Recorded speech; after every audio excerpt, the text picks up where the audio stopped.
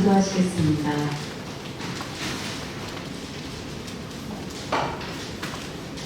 영원히 그 사랑이 변치 않으시는 우리 하나님 아버지 참으로 감사와 찬양과 영광을 올려드립니다. 그때고 거룩한 주의 날, 거룩한 날로 여기고 다른 것보다도 주님을 섬기는 마음으로 달려나온 우리 모든 성도들에게 크신 은혜와 축복으로 부어주시옵소서.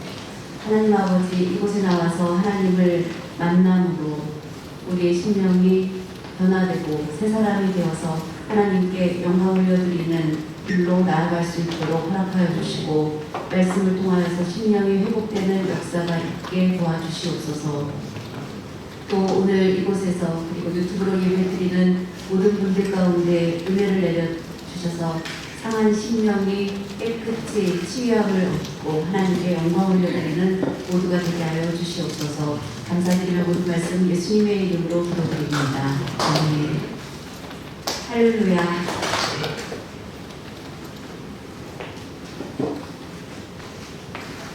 우리 명성교회 원로 목사님 요즘 말씀을 전하실 때 보면 종에 대한 말씀을 많이 전해주셨습니다. 깊이 있는 그 종에 대한 말씀을 많이 들으면서 우리 동아부에도 이런 말씀을 전하면 좋을 것 같다 해서 그리스도의 일꾼이라는 제목으로 말씀을 준비했습니다. 모두에게 큰 은혜 되는 시간 되시기 바랍니다. 저와 여러분은 이제 교회를 다니면서 그냥 다니는 것이 아니라 예수 그리스도를 영접하고 믿음으로 나는 이제 하나님의 자녀가 되었습니다 하고 우리는 생각하고 있습니다. 맞죠? 맞으면 아멘 하시기 바랍니다. 예수님을 믿고 구원함을 얻고 하나님의 자녀가 되었다고 이제 믿는 것 당연한 일입니다. 그런데 우리가 세상을 살아가면서 그리스도의 일꾼 내가 되었는지를 점검해 볼 필요가 있습니다. 그래서 말씀을 통해서 한번 자신을 점검해 보는 그런 귀한 시간 되시기 바랍니다.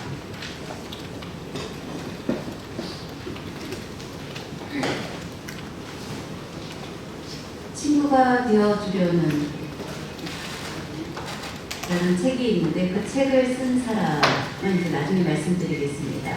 근데 이제 신부님이 이제 아프리카의 남수단 지역에 가서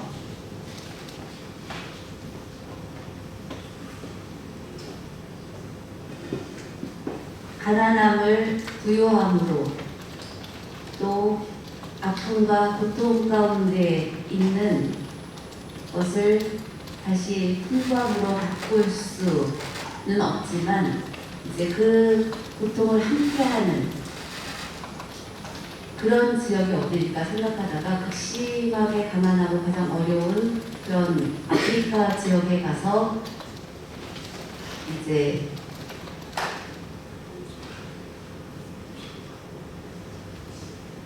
휴먼 에세이, 이제 친구가 되어주려고 라는 그런 책을 저술한 거. 그 책 내용을 보면 많이 어렵고 가난한 가운데에서도 이제 환자들을 치료해주고 또 가난한 자들에게는 어떻게 하면 그들을 가난에서 벗어나게 해줄 수 있을까. 그래서 이제 학교를 세우고 또 학교 안에서 밴드를 결성해서 음악을 가르치고, 이 신부님은 의대를 나왔습니다. 그래서 이제 의사로서 그리고 복음을 전하는 것으로 활동을 하고 또 저는 이제 음악에도 굉장히 재능이 있어서 밴드를 결성해서 음악을 가르치고 하는 그런 사역을 열심히 하게 되었습니다. 그런데 그런 사역을 열심히 하다가 뜻하지 않게 이제 대장암에 걸리게 되었습니다. 그래서 할 수 없이 한국으로 다시 돌아왔습니다. 그래서 한국에서 1년 동안 치료를 받고 있었는데 별로 결과가 좋지 않았습니다. 그래서 이제 2010년도에 안타깝게도 세상을 떠나신 분인데 그분이 바로 이태석 신부님이라는 분인데 그의 죽음을 안타까워하면서 이제 나도 그분을 본받아서 의사가 되어서 많은 좋은 일을 하겠다라고 지원하는 사람들이 늘어나게 되었고 그러면서 활동한 내용들을 기록하고 있는데 이태석 신부님은 한국 사람으로 한국 안에서도 얼마든지 많은 일을 할 수 있었는데 가난한 나라 남수단 그곳에 가서 선교하는 일들을 감당했던 것을 보게 됩니다.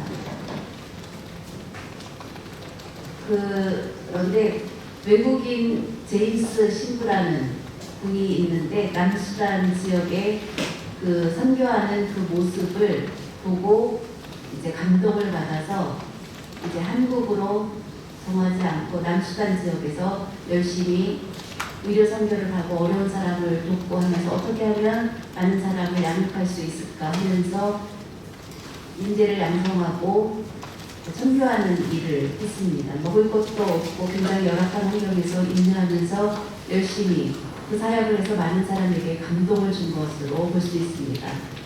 이태석 신부님은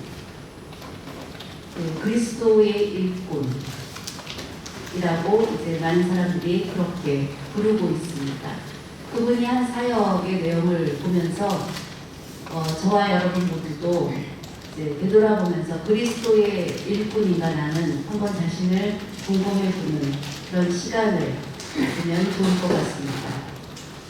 이태석 신부님이 이제 세상을 떠나실 때 그가 이제 죽음으로 인해서 그는 어려운 환경 가운데 있었지만 끝까지 헌신했던 그의 모습, 맡겨진 그 사역에 끝까지 충성을 다했던 그리스도의 일꾼이었다라고 그렇게 이야기를 하고 있습니다.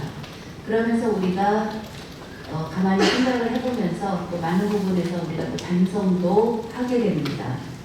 오늘 말씀에서 보면 사도 바울의 고백의 내용이 나오고 있습니다. 고린도 교회를 보면 파가 나누어져 있었습니다. 그래서 이렇게 분열하는 그런 모습을 가지고 있었을 때 사도 바울은 그렇게 분열하는 모습이 보기에 좋지 않았습니다. 예를 들면 게바, 베드로파가 있었고 또 아볼로파가 있었고 그리고 바울파가 있었고 그리스도파가 있었습니다. 이렇게 네 파로 나뉘어져 있는 모습을 보며 이것은 좋지 않은 일이다. 베드로를 이제 더 귀하게 여기냐, 아볼로를 더 귀하게 여기냐, 바울을 더 귀하게 여기냐, 그리스도를 귀하게 여기냐에 따라서 거기에 파가 나누어진 그런 모습을 보고 바울은 하나가 되라. 바로 예수 그리스도 중심으로 하나가 되어서 베드로파가 아볼로파가 아닌 그리스도 중심으로 하나가 될 것을 그렇게 편지로 그들에게 전하고 있습니다. 교회를 귀하게 여기는 그런 모습을 또한 설명해 주고 있습니다. 우리가 다니고 있는 교회는 어디입니까? 바로 명성교회이죠.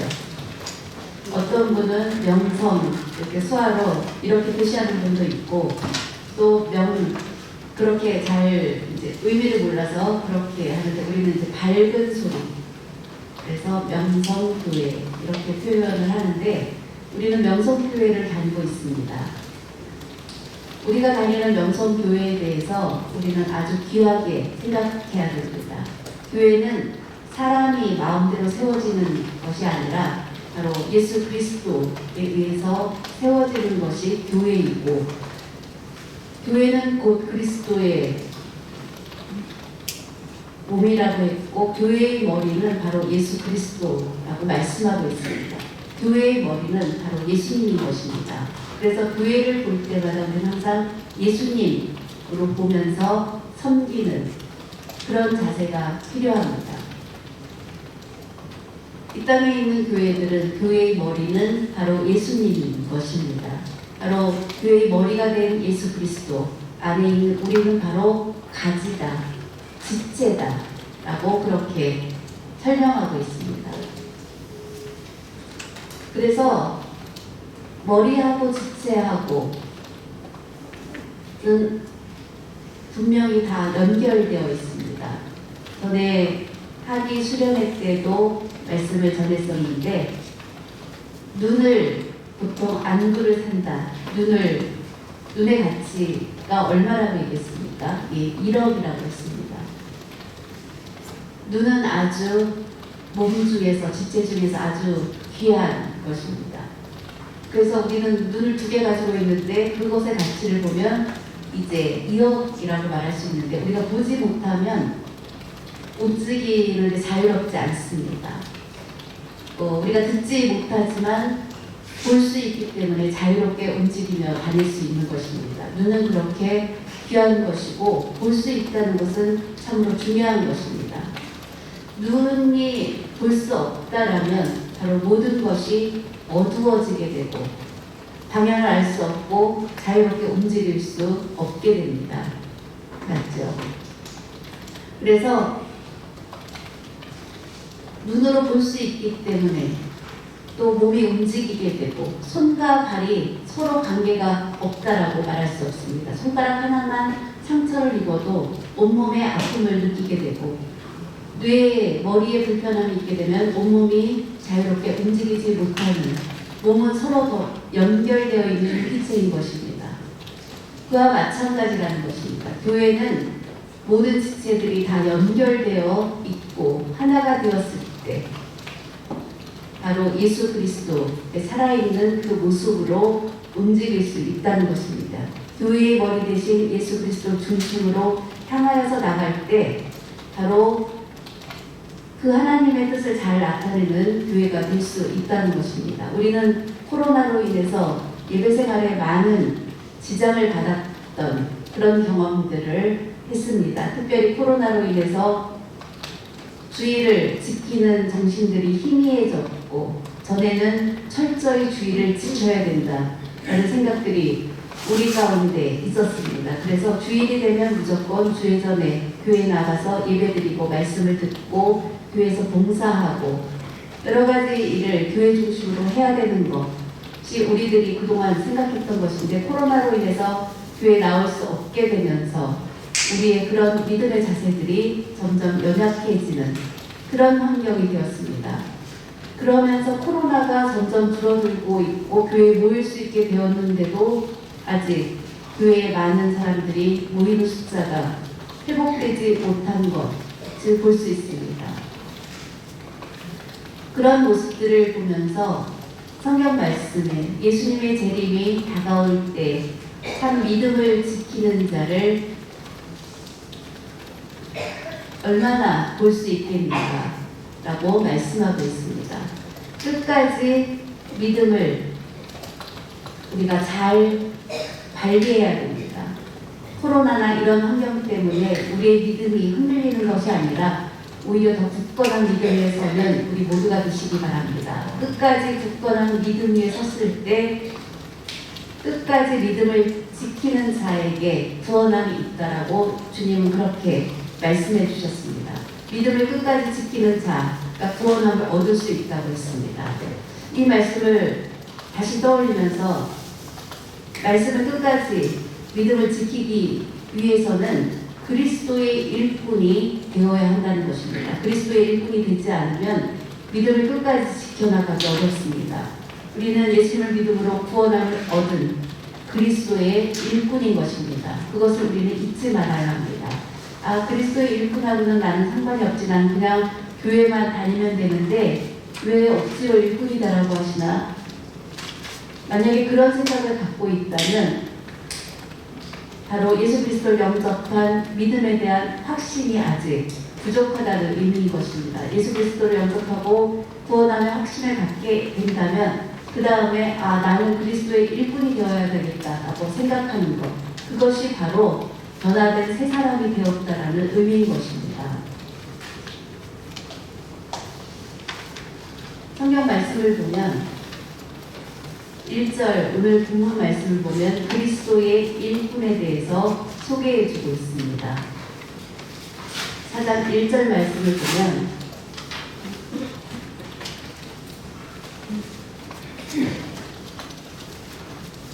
사람이 마땅히 우리를 그리스도의 일꾼이요 라고 분명히 사람이 마땅히 우리를 그리스도의 일꾼이요, 그런데 우리를 마땅히 그리스도의 일꾼이라고 그렇게 말씀하고 있습니다. 예수님을 믿고 구원함을 얻은 자는 마땅히 그리스도의 일꾼이라는 것입니다. 그런 분명한 믿음을 갖고 나아가시기 바랍니다. 나는 그냥 교회만 다니면 되지 일꾼은 아니야가 아니라 그리스도의 일꾼이 마땅히, 나는 마땅히 그리스도의 일꾼이다 라는 생각을 가지고 하나님께 기쁨을 올려드리는 저와 여러분 모두가 되시기 바랍니다. 세상을 위한 것이 아니라 하나님 나라를 위해서 내 몸과 마음을 다하여서, 나의 생명을 다하여서 충성하는 우리 모두가 되시기 바랍니다. 죽도록 충성하라. 오늘 이제 우리 동아사역위원회 임원분들이 곡을 아주 잘 선택하셔서 특습을 해주셨는데 오늘 말씀 제목하고 너무 맞는 특선을 해주셔서 너무 감사드립니다. 수화를 간절히 표현하시는 그 모습에 오히려 큰 은혜가 되었습니다. 죽도록 충성하라. 이 말씀을 꼭 기억하는 우리 모두가 되시기 바랍니다. 일꾼, 헬라어로 보면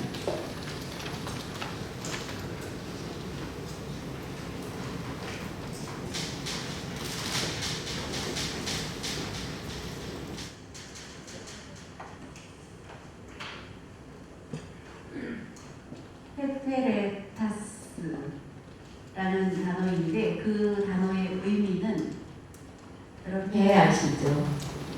배 아래를 보면 이제 노를 젓는, 가끔 영화 같은 데 보면 배가 이렇게 있고 옆에 노가 이렇게 있죠. 그 노를 젓는 그것, 그 노예라고 말을 하는데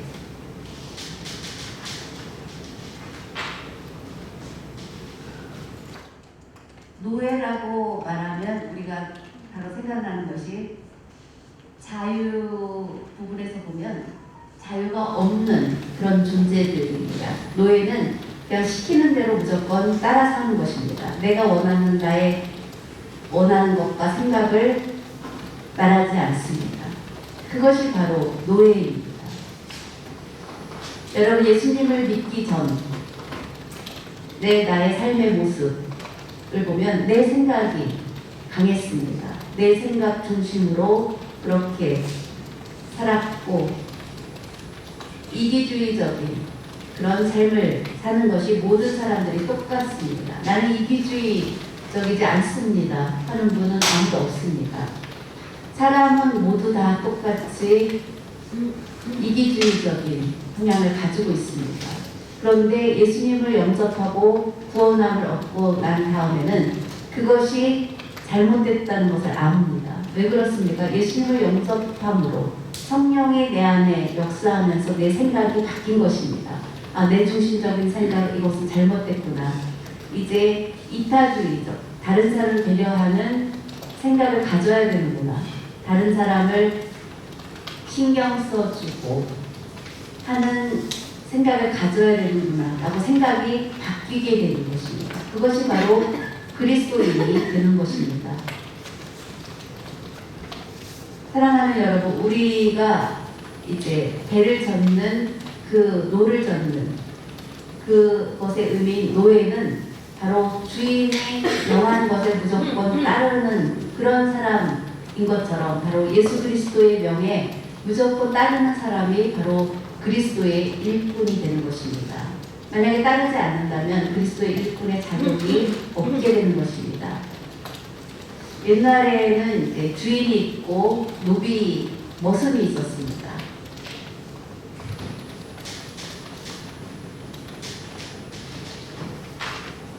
가끔 TV나 영화 같은 데 보면 흰 머리띠를 두르고 주인이 부르면 무조건 뛰어가는, 그러면 주인은 높은 자리에 있는 이제 뭐 머리에 뭔가 이렇게 쓰고 각 같은 거 쓰고 그런 사람한테 주인님이라고 부르면서 부르셨습니까? 하고 주인이 시키는 일이면 무조건 하는 사람, 바로 머슴입니다. 옛날에 머슴 두 사람이 있었습니다. 열심히 주인에게 충성을 다하는 그 머슴 두 사람 있었는데 20년 이상 이제 머슴으로 충성을 다해서 이제 주인이 이제 너희들을 이제 노예에서 머슴에서 이제 해방시켜 주겠다. 그러면서 이제 한 가지를 부탁하게 됩니다.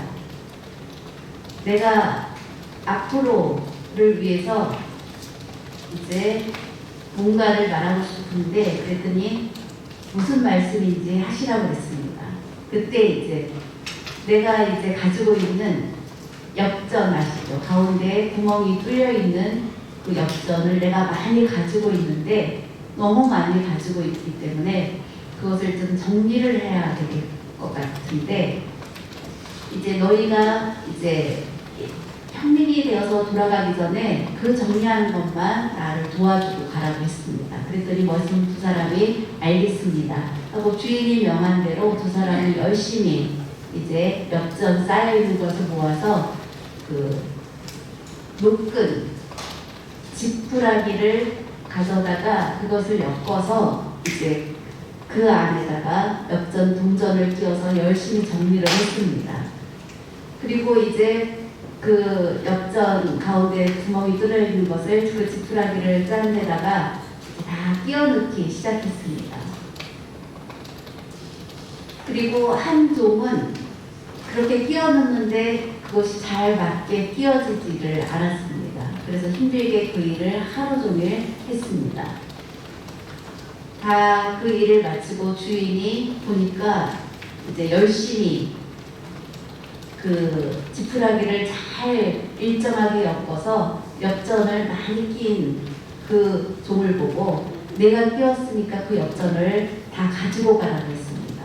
주인이 그냥 정리를 해달라고 하는 건 줄 알았더니 그래서 열심히 그 일을 충성했는데 그 낀 엽전을 다 가지고 가라는 거였습니다. 한 종은 지푸라기를 일정하게 하지 않아서 많이 엽전을 끼지 못했습니다. 그냥 귀찮아서 그냥 굵기가 가늘었다 두꺼웠다 그래서 엽전이 들어갔다가 안 들어갔다 해서 많은 것을 끼지 못했습니다. 그걸 가지고 가라는 얘기를 듣고 열심히 일정하게 해서 엽전을 많이 낀 그 머슴은 많은 것을 가지고 간 것입니다. 바로 주인이 명령한 것에 따라서 주인이 시킨 것에 따라서 충성을 다한 결과인 것입니다.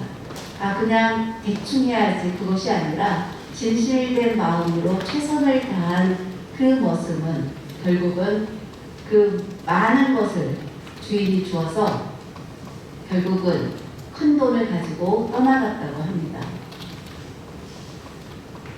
이 내용을 보면 우리가 예수님을 믿고 구원함을 얻은 우리는 그리스도의 일꾼이 되었습니다. 끝까지 하나님 맡겨주신 일에 최선을 다하는, 그래서 잘 감당하는 우리 모두가 되시기 바랍니다. 사도 바울이 고백한 것처럼 자신을 그리스도의 일꾼이라고 부른 것은 자신의 자리를 높인 것이 아니라 지극히 낮은 겸손한 그런 모습으로 자신을 나타낸 것을 볼 수 있습니다. 그리스도의 일꾼은 날마다 그 자리는 높은 자리에 서 있는 것이 아닙니다. 겸손한 자리. 우리 명성교회를 와서 보면서 많은 장로님들을 보면서 참 겸손하게 섬기고 계시는구나 하는 것을 저는 많이 보고 배웠는데, 이제 다른 제가 옛날에 있던 교회들을 보면 장로님들이 지나치게 행동해서 매일 싸우고 하는 모습들을 저는 많이 봤었습니다. 그런데 명성교회에 와서 느낀 것은 장로님들이 아주 겸손하게 목사님의 뜻에 따라서 섬겨주고 협력해주고 하는 자리를 잘 지키시는 모습을 보면서 교회가 계속해서 이렇게 훌륭한 교회로 성장할 수 있었던 이유 중에 하나인 것을 보게 됩니다. 그리스도의 일꾼의 자리는 교만한 권세를 부리는 자리가 아니라 낮은 자리인 것을 우리는 항상 기억해야 됩니다. 나는 아무것도 아닙니다. 겸손한 자리에서 섬길 때 하나님의 은혜를 더하여 주십니다. 교만한 자는 하나님을 대적하는 것이고 겸손한 자에게 하나님께서 많은 은혜를 베풀어 주시겠다고 했습니다. 우리가 어떤 걸 받기를 원합니까? 더 많은 은혜를 받기를 원한다면 더 겸손히 섬길 때 그 안에 많은 은혜를 더한다는 것은 무엇입니까? 더 많은 축복을 받게 된다는 것입니다. 성경 말씀을 보면 많은 예화 가운데 예화들이 있는데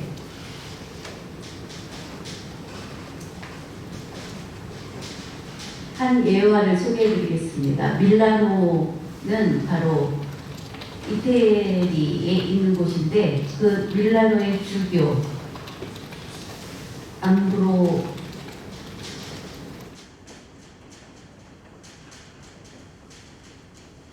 암브로시우스라는 주교 이름은 중요하지 않습니다. 그 주교가 계시는데 AD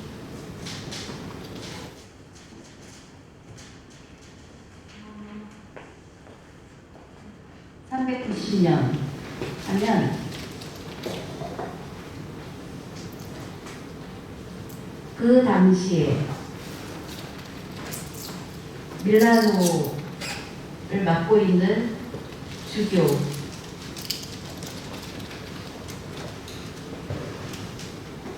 그분이 이제 암브로시우스라는 분인데 로마의 그 당시의 황제 이름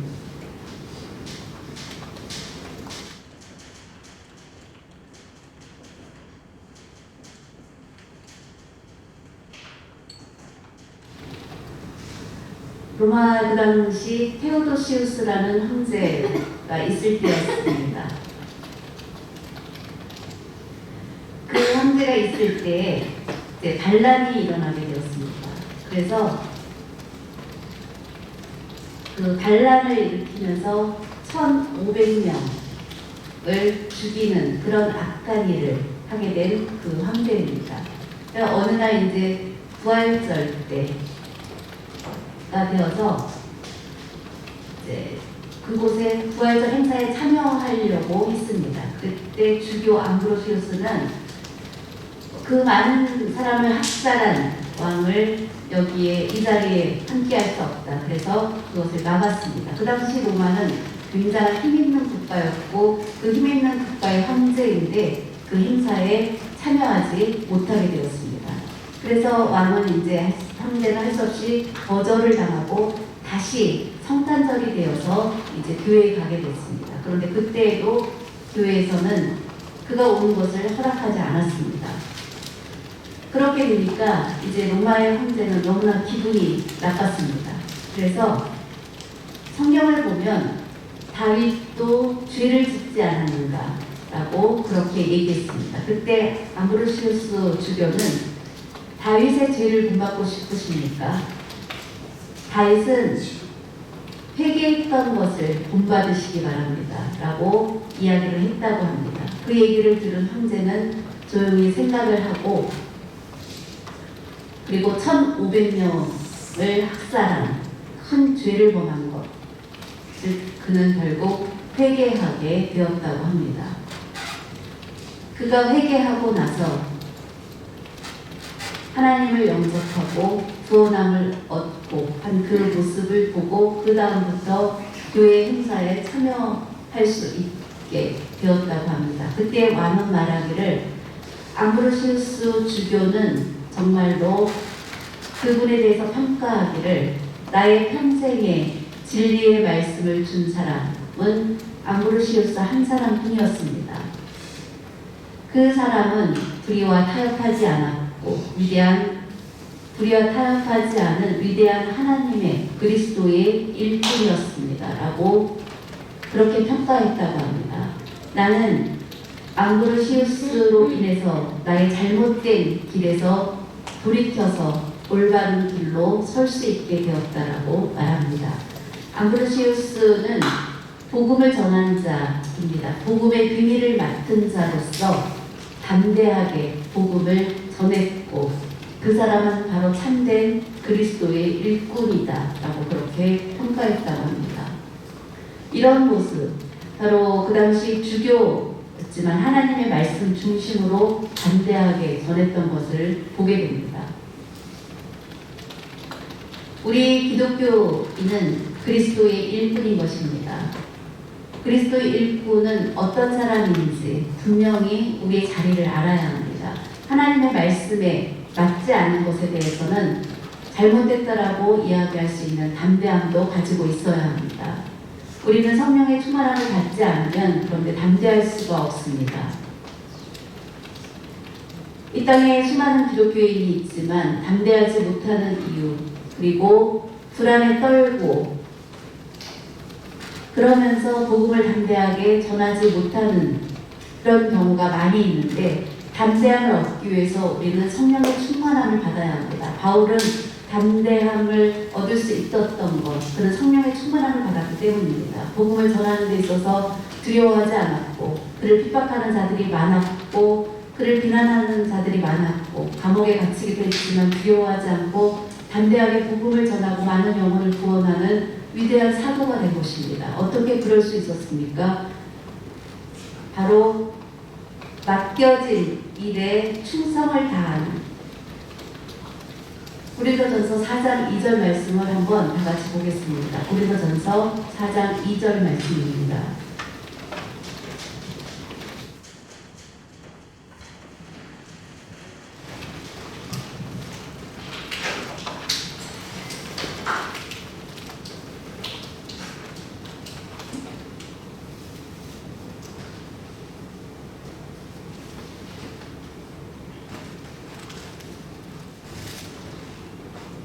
그리고 맡은 자들에게 구할 것은 바로 충성이니라 라고 말씀해주고 있습니다.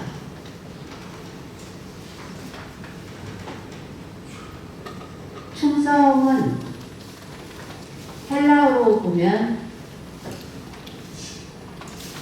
크리스토스인데 그 의미는 바로 진실성, 충성은 거짓이 없다는 것입니다.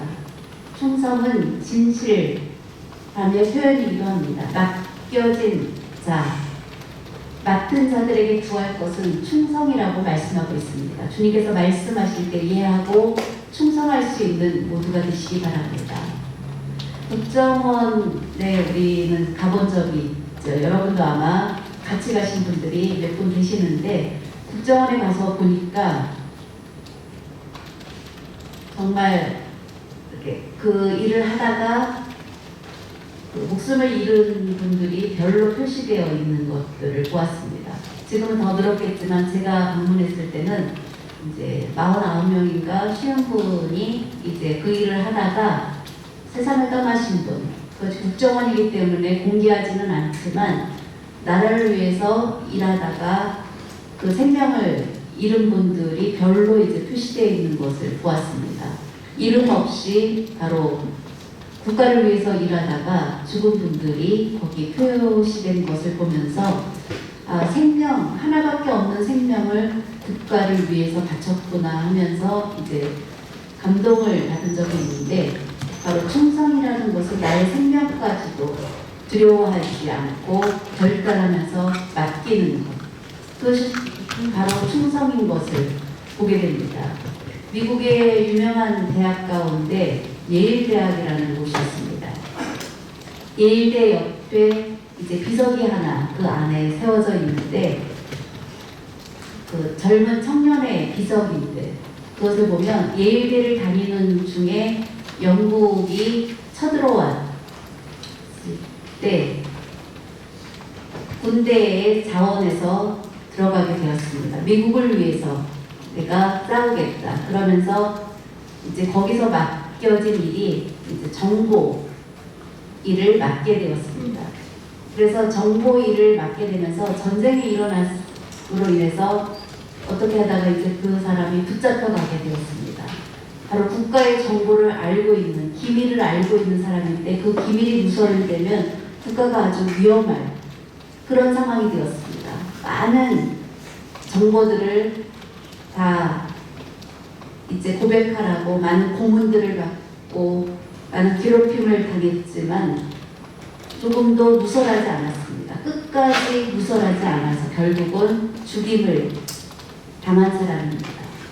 그가 이제 죽임을 당하고 그 예일대에서는 나중에 그 일을 알게 되었습니다. 그래서 그분을 위한 기념비를 세우자 해서 모금을 해서 결국은 그의 기념비가 세워지게 되었습니다.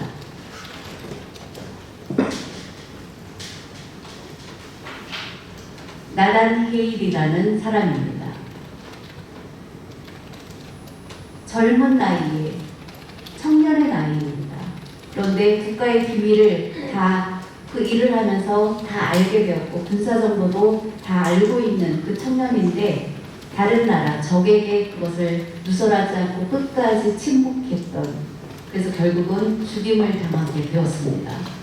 그리고 난 후에 예일대에서 그 일을 알게 되고 그 청년을 위한 기념비를 세우게 되었습니다. 그 기념비에 새겨진 글을 보면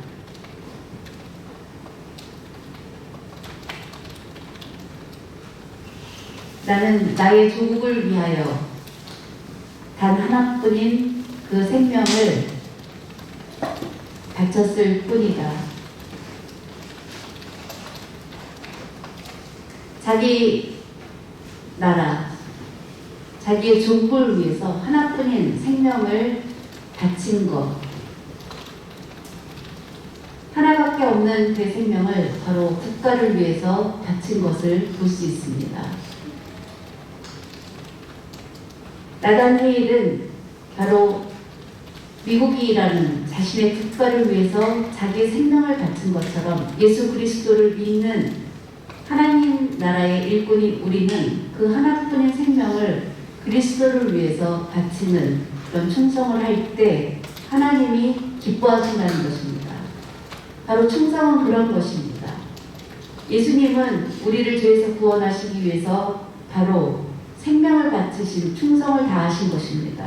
예수님이 만약에 우리를 위해서 그 생명을 바치는 충성을 다하신 것을 하지 않았다면 우리에게는 구원의 길이 없었을 것입니다. 바로 예수 그리스도의 십자가의 죽음, 그것을 아시고 하나님의 뜻, 하나님이 원하시는 것이 무엇인지 바로 알고 계셨던 예수님은 우리의 죄로 인해서 우리가 지옥에 가는 걸 원치 않으시고, 사단은 바로 우리가 지옥에 가는 것, 함께 가기를 원하지만 하나님께서는 그 사탄의 계획을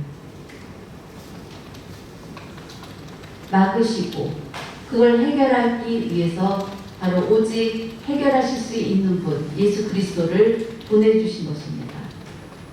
그 전까지, 예수님이 이 땅에 오시기 전까지 유대인들은 양을 잡아서 하나님 앞에 속죄제를 올려드렸습니다. 그렇지만 그것은 계속해서 반복되는 속죄죄일 뿐이지 해결할 수 없었던 것입니다. 죄의 문제를 온전히 해결하기 위해서는 바로 예수 그리스도를 보내야겠습니다. 예수 그리스도는 죄가 없으신 분이기 때문에 그런 자격이 있으신 분인 것입니다. 그 예수님이 바로 우리의 죄를 담당해 주셨고 하나님이 원하시는 그 뜻에 따라서 십자가의 죽으심으로 하나밖에 없는 생명까지 바치시는 그런 충성을, 하나님 뜻에 충성을 다하신 것을 보게 됩니다. 그래서 결국 어떻게 되었습니까? 예수님이 십자가에 그 말할 수 없는 6시간의 고난을 다 인내하시고 결국은 다 이루었다 선포하시고 모든 죄의 문제를 해결해 주셨습니다. 사탄은 이제 우리에게서 손을 더 이상 댈 수 없게 되었습니다. 죄의 문제, 예수님의 핏값으로 사셨기 때문에 우리의 죄의 문제는 사라지게 된 것입니다. 바로 예수 그리스도의 십자가의 보혈로 우리의 죄를 깨끗이 씻어주심으로 우리는 죄의 종에서 해방되었습니다.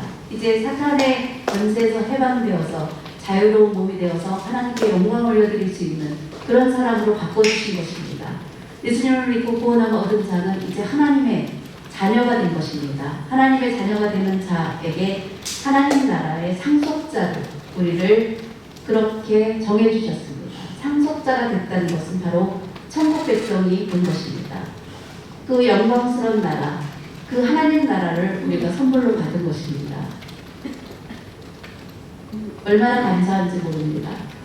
바로 예수님이 우리를 죄에서 구원하시기 위해서 그 하나밖에 없는 생명을 바치셨기 때문에 우리의 모든 죄의 문제가 해결되었고,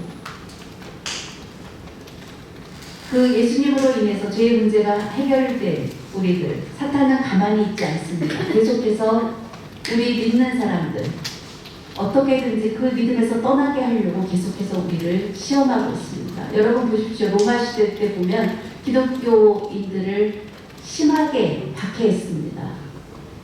카타콤에서 그들은 오랜 시간 동안 믿음을 지키면서 살았던 것을 보게 됩니다.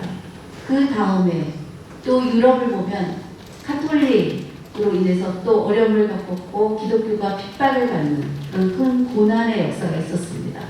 그리고 그 다음에 또 소련이나 중국, 북한 다 공산주의는 어떻게든지 기독교를 없애려고 핍박하는, 사단은 지금도 그렇게 역사하고 있습니다. 그런데 우리가 하나님이 나와 함께 하시는 것, 우리가 믿음을 지킬 수 있도록 우리를 계속해서 지켜주시는 것입니다.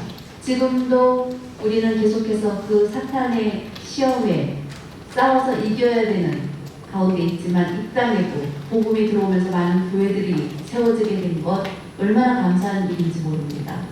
복음에 충성하는 나라, 하나님의 축복받는 나라가 될 수 있습니다. 우리나라는 세계의 선교사를 가장 많이 파송한 2위 국가가 되었습니다. 미국이 1위고 우리가 2위인데, 우리는 너무나 조그마한 나라인데 전 세계 선교사를 두 번째로 많이 파송한 국가가 되었습니다. 2만 명 이상을 파송한 놀라운 일이 아닙니까? 하나님께서 그런 이 나라를 축복해 주십니다. 다른 어떤 나라 우리가 부러워할 필요가 없습니다. 미국은 엄청나게 많은 사람들이 힘 있는 국가라고 하지만 그 나라는 총기 문제로 인해서 많은 사람들이 피해를 당하고 있고, 또 오히려 미국에서 살고 있는 많은 한국 사람들은 한국에 가고 싶다라고 이야기를 한다고 합니다. 일본도 마찬가지입니다. 얼마나 대한민국이 지금 좋은 나라입니까? 사랑하는 여러분, 교회가 많이 세워진 이 대한민국은 복된 나라입니다. 예수님을 믿고 구원함을 얻은 나는 그리스도의 일꾼이다. 하나님께서 맡겨주신 일에 충성을 다할 때 하나님의 크신 은혜와 축복으로 함께해 주실 줄로 믿습니다.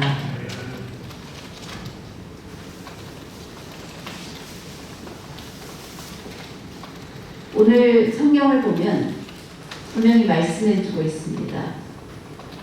칭찬받아야 될 것. 고린도전서 4장 5절 말씀을 보면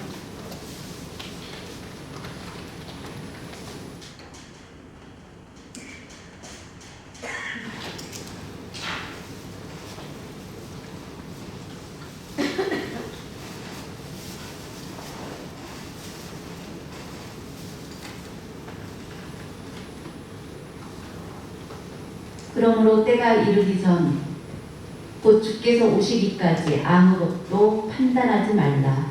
그가 어둠에 감추인 것들을 드러내고 마음의 뜻을 나타내시리니 그때에 각 사람에게 하나님으로부터 칭찬이 있으리라. 아멘. 하나님으로부터 칭찬이 있으리라.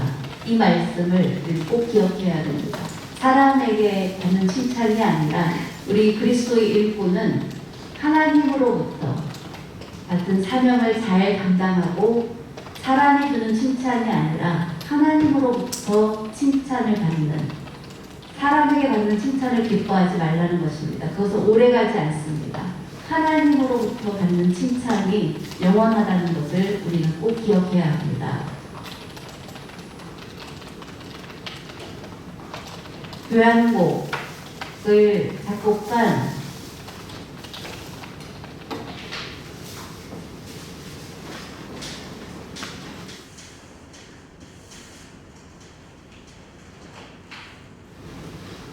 루돌프 캠페라는 분이 쓴 교향곡이 있는데, 이분은 정말로 열심히 이제 곡을 만들었습니다. 그리고 친구들에게 곡을 들려주고 또 필요한 것은 조금 수정을 요청하기도 했습니다. 그런데 친구들은 너무 노래가 보기 좋다. 근데 그것에 만족하지 않고 나는 이제 걸작의 교향곡을 꼭 만들겠다. 그러면서 다시 반복하고 연습하고 다시 만들고 그러면서 이제 지휘도 맡게 되었는데 그가 곡을 이제 지휘하고 발표하고 난 다음에 우레와 같은 박수 소리를 듣게 되었습니다. 그러다가 어느 한 그 중에 노인이 이제 와서 루돌프 템페를 치면서 정말로 아주 뛰어난 곡이었습니다 하고 칭찬을 했습니다. 그 얘기를 듣고 이제 눈물을 글썽이면서 제가 가장 존경하는 선생님, 그 스승이 저런 본받고 싶어서 열심히 최선을 다했는데 그 선생님이 이제 그 스승이 와서 칭찬해주는 그 소리를 듣고 너무나 행복해하는 가장 큰 기쁨이었다고 그렇게 말합니다. 그와 마찬가지로 우리는 하나님으로부터 칭찬받는 것을 가장 큰 기쁨으로 가장 사람이 주는 박수에 귀 기울이는 것이 아니라 하나님이 칭찬하는 그 소리를 듣는 자가 가장 복된 자인 것입니다. 그 소리를 들을 수 있도록 끝까지 충성하는 우리 모두가 되시기 바랍니다. 그럴 때 하나님께서 우리들에게 큰 은혜와 축복을 함께 하시고 기독교인 우리는 그리스도의 일꾼이 된 것입니다.